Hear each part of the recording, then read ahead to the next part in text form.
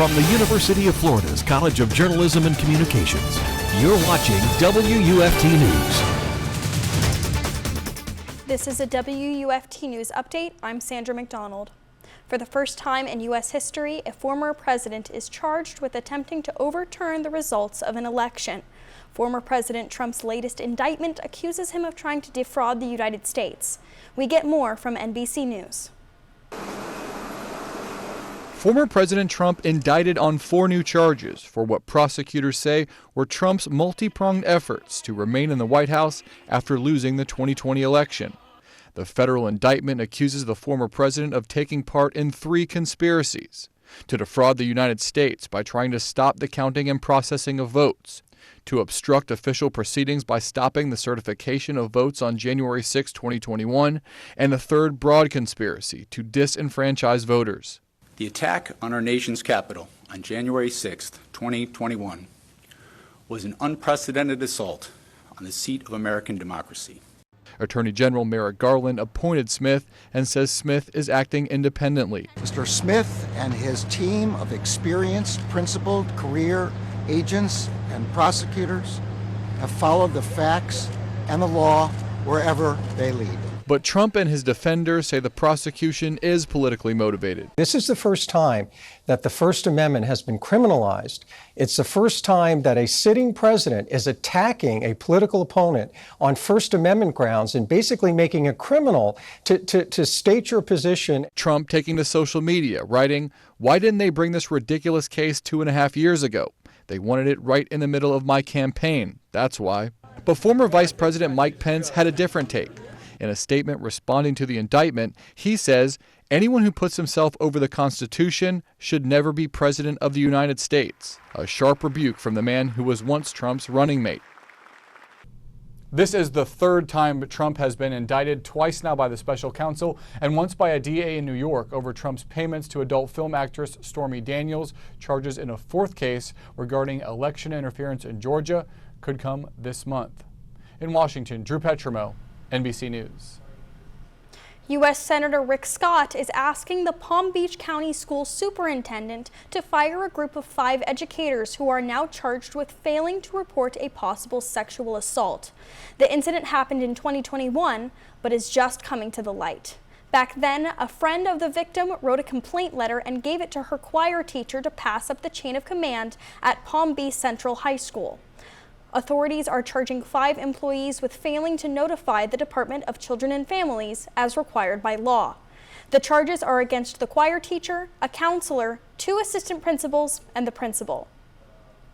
And in Broward County, a man tried to climb high into a tree to avoid being arrested on a felony drug warrant. After an hour or so, police had to bring in a fire truck ladder to safely take him into custody. In addition to charges of distributing meth, 26-year-old Christian Cisnero now faces additional counts of resisting an officer without violence. And in Alachua County, Sheriff Clovis Watson is resigning early and retiring on October 1st. He previously withdrew his re-election bid. Watson cited health reasons in his resignation letter to the governor, who will appoint a replacement for the rest of his term.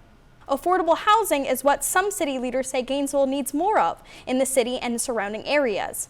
Recently, the Affordable Housing Advisory Committee discussed how the city can contribute. WUFT's Sarah Hauer wanted to know how the community feels about housing in Gainesville. For Deborah Branham Addy, homeownership is something she's become accustomed to.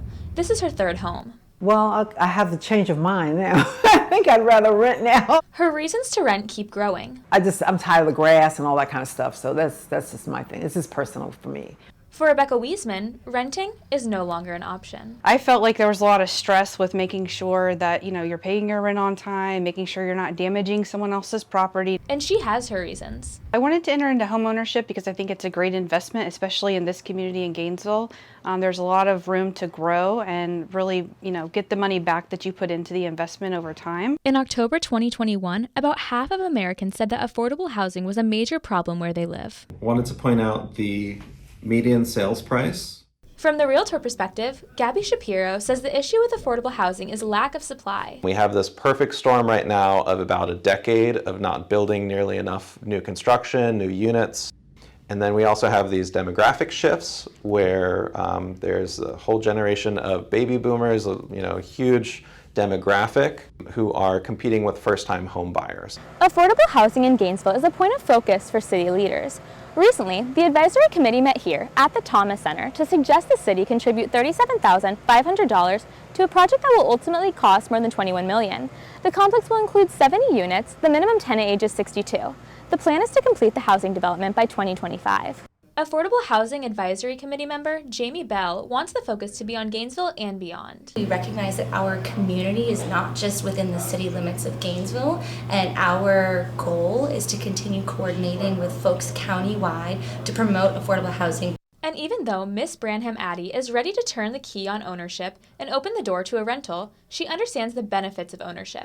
I think that if you're young and you're raising a family and you just want to, have an investment, I think that buying a house is an excellent idea. A concept that even this kid understands. It's a big life goal to buy a house. So I think it's important that people don't rent their whole life and actually, start like family with a house if they want. Sarah Hauer, WUFT News.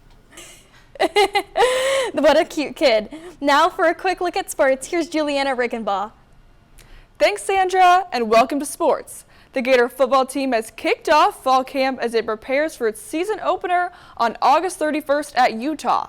After finishing 6-7 last year, the Gators are looking to turn things around. One way is by getting to know each other more. Defensive back Jaden Hill says the players take a Know Your Teammates quiz where you get tested on the full name and hometown of Florida players and staff. It just makes the team closer and you play better, just because the person beside you really know him and in the heat of the moment, what he's about, basically. And I feel like this year, in the locker room, everybody's just getting along, everybody's talking. Meanwhile, the Gator offense is looking to improve too. Transfer quarterback Graham Mertz could start this year. He previously started for 3 years at Wisconsin. Now, Gator running back Montrell Johnson says Mertz's experience shines through his leadership.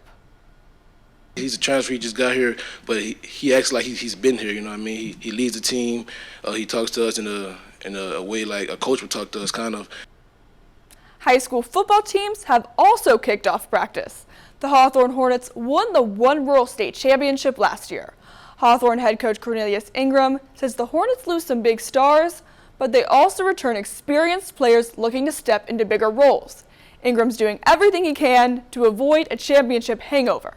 Today he joined ESPN Gainesville's sports scene to talk about the method he's been using since preseason workouts. My returning players, they thought I was crazy. I probably yelled and screamed for an hour and a half in the weight room while we were working out. Letting them know that, hey, that wasn't your state championship. Jalen Ruth, who actually enrolled at Vanderbilt early, said that was his state championship. That's your look at sports. Now back to you, Sandra. Finally, tonight, a video of a standing bear in a Chinese zoo has people baffled, but experts insist that it's real. Take a look. This now viral video from a zoo in China depicts a Malaysian sun bear standing on its hind legs in a manner that's eerily human. This bear has caused quite a spectacle, with attendance at the zoo up 30%. According to experts, Malaysian sun bears have a natural behavior of standing on their hind legs. The saggy skin may look like a costume, but biologists say that's what happens when the plump bears lose weight. And here we thought only humans could get Ozempic butt. Thanks for keeping up with us up on WUFT News. On Facebook, I'm Sandra McDonald. That's our time for now, but your Florida news is always on at WUFT.org.